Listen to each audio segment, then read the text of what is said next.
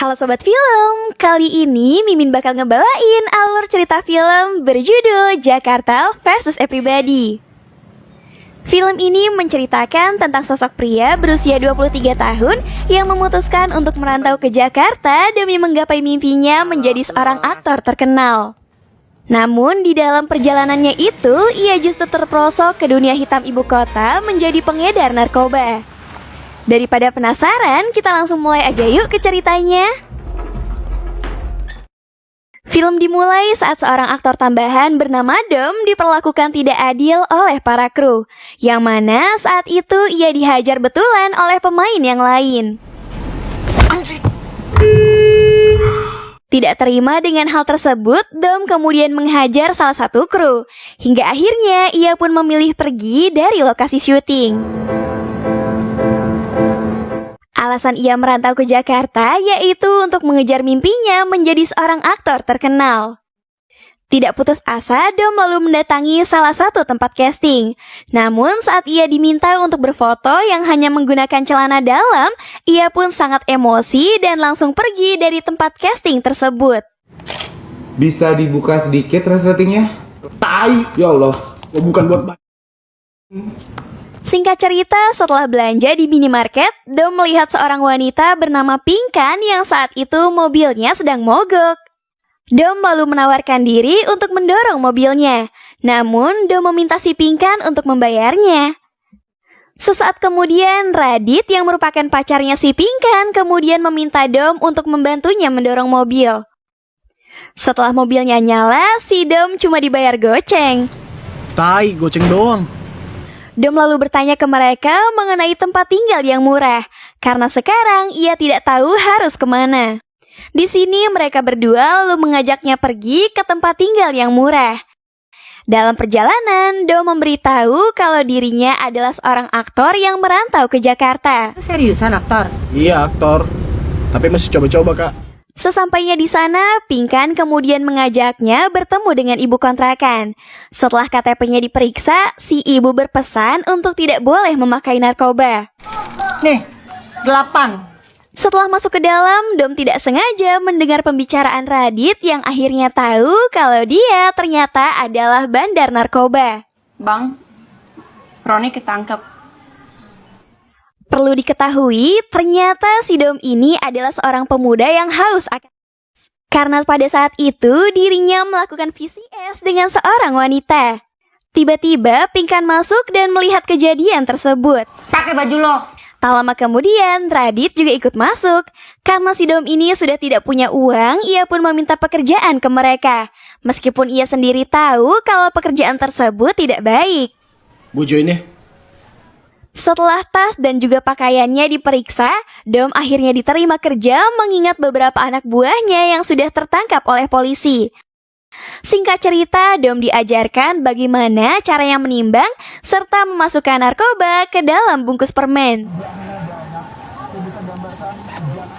Jika benar Dom adalah seorang aktor, dia diminta untuk memanfaatkan kemampuannya dalam berakting ketika menjadi kurir narkoba agar tidak dicurigai.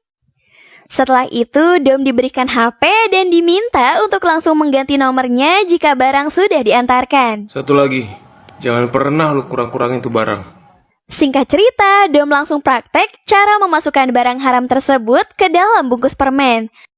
Sebelum mengantarkan paket, Dom diajak dulu ke sebuah barbershop milik Radit yang dibelikan oleh Pinkan. Saat akan berangkat, Radit memberitahu jika salah satu anak buahnya tertangkap oleh polisi, dan Dom diminta untuk mengantarkan paket tersebut besok saja. Mau nganternya besok aja. Putri kena.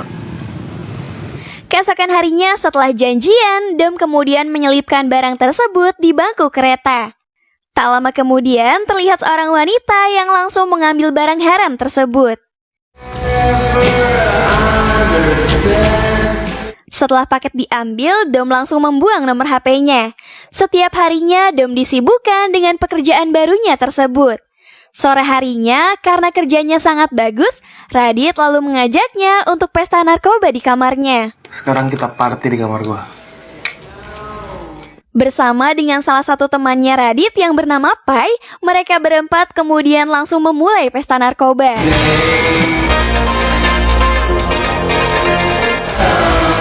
Keesokan harinya, Dom diminta untuk mengantarkan paket ke salah satu kamar hotel dengan nomor 305. Namun saat mengantarkan paket tersebut, wanita itu mengaku kalau dia tidak memesan burger.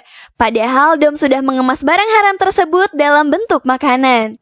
Wagyu beef burger. Burger? Saya nggak pesen burger. Merasa nomor kamar hotelnya sudah benar, Dom kembali mengetuk pintu hingga akhirnya si wanita itu mengaku kalau dia memesan burger. Oh iya deh, saya pesen. Ya, bilangnya nggak pesen. Beberapa hari kemudian, Dom kembali mengantarkan paket di sebuah kereta dengan pembeli yang sama. Saat itu, Dom memberitahu kalau barangnya tidak sengaja terlempar ke bawah kursi yang di atasnya ada seorang pria yang sedang tidur. Setelah melihat ciri-ciri orang yang dimaksud, wanita tersebut kemudian langsung mengambil barangnya yang ternyata pria yang sedang tidur itu adalah si Dom sendiri. Setelah itu, Dom diminta untuk kembali mengantarkan paket ke sebuah bandara. Di sini, Radit memberitahu untuk menyembunyikan barang tersebut di tangannya menggunakan sebuah plester, agar orang lain mengira itu cuma luka biasa. Tapi lu plester aja di tangan biar kayak luka. Dalam perjalanan, Dom segera menyembunyikan barang tersebut menggunakan plester. Setibanya di bandara, ia pun lolos dari pemeriksaan yang ada di sana. Setelah itu, Dom langsung menempelkan barang tersebut di sebuah kursi. Ini kalau ada di dunia nyata gokil sih, berani nganterin barang ke bandara.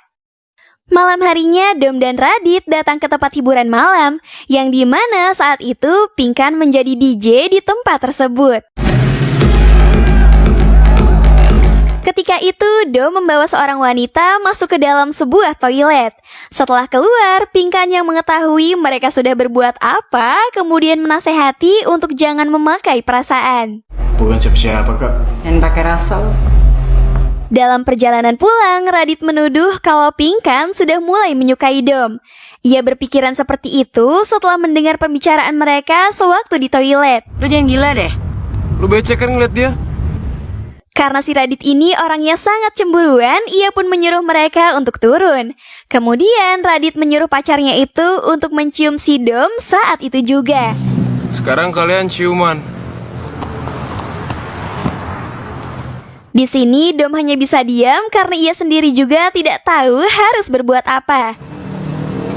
Sakit lu ya.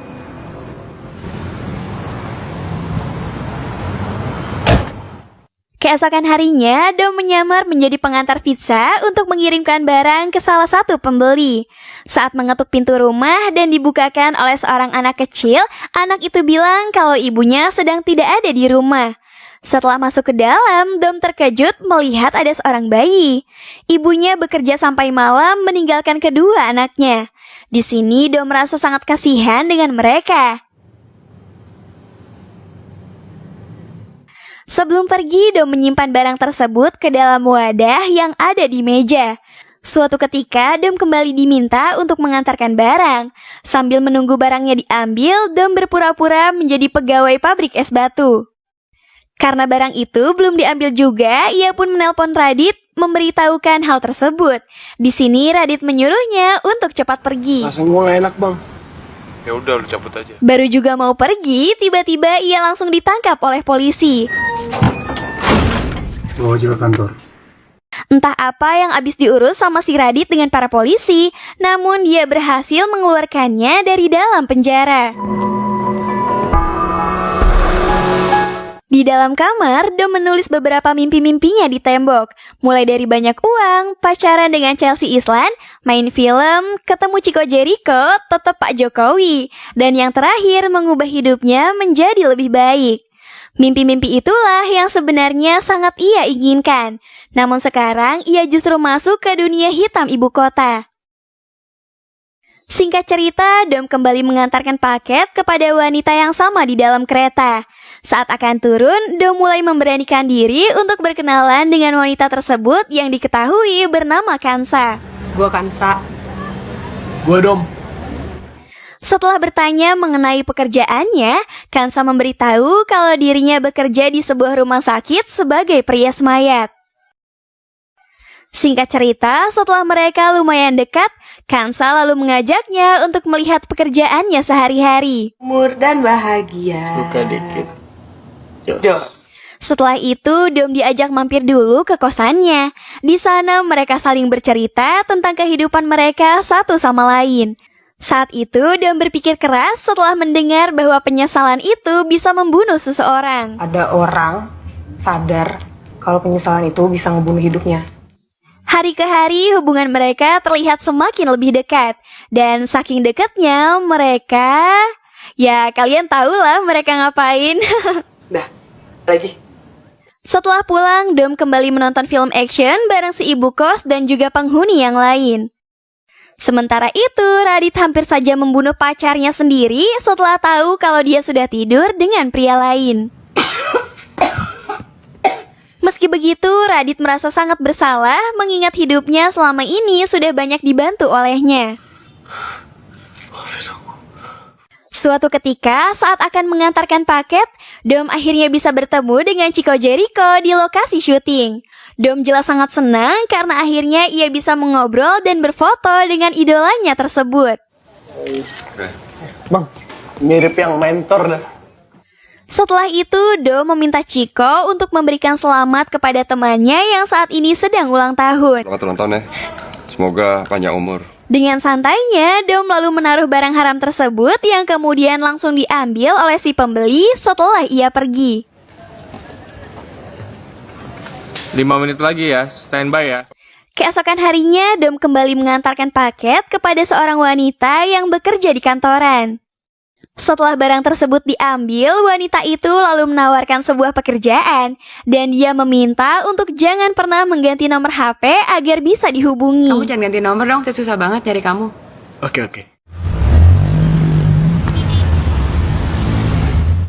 Hal mengejutkan terjadi karena ternyata si Radit ini sering melakukan dengan si ibu kontrakan. Waduh, parah sih, giliran ceweknya yang kayak gitu malah ngamuk, dasar cowok.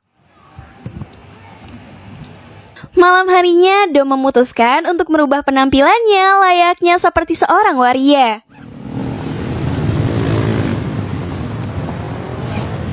Kemudian, Dom menghubungi calon pembeli dan memberitahu letak barang yang akan diambil. Sesaat setelah itu, datang seorang waria yang mengambil barang tersebut. Setelah pulang, Dom seketika menangis merasa sangat capek dengan kehidupannya yang sekarang.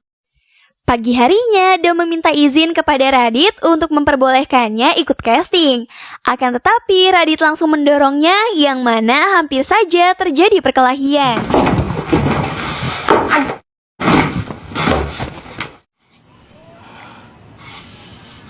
Setelah itu, Dom mencoba untuk meminta maaf. Setelah masalah ini dianggap selesai, Radit menyuruhnya untuk menjemput Pinkan karena nanti malam dia harus mengambil barang.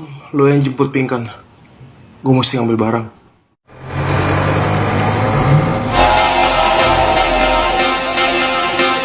Singkat cerita, setelah menjemputnya, Dom mengajak Pinkan pergi ke Ancol. Lo mau ke Ancol gak? Di sana, Pinkan terlihat merasa sangat nyaman dengannya. Dan setelah kembali masuk ke dalam mobil, kalian pasti udah tahu adegan selanjutnya tuh bakal kayak gimana.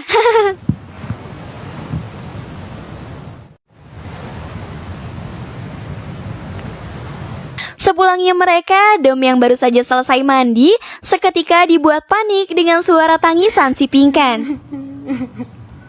Alasan ia menangis, ternyata si Radit ini sudah tertangkap oleh polisi. Dom kemudian pergi mencari tahu penyebab Radit tertangkap. Dan ternyata yang sudah menjadi cepu selama ini adalah si Pai, teman baiknya sendiri. Di sisi lain terungkap bahwa si ibu kontrakan ternyata seorang pecandu berat. Sementara itu, Dom akhirnya memilih untuk kembali menggapai mimpinya menjadi seorang aktor terkenal. Sebelum pergi, Dom sempat menemui Pinkan untuk mengucapkan salam perpisahan. Dan dengan perpisahan mereka, berakhir juga untuk filmnya, guys.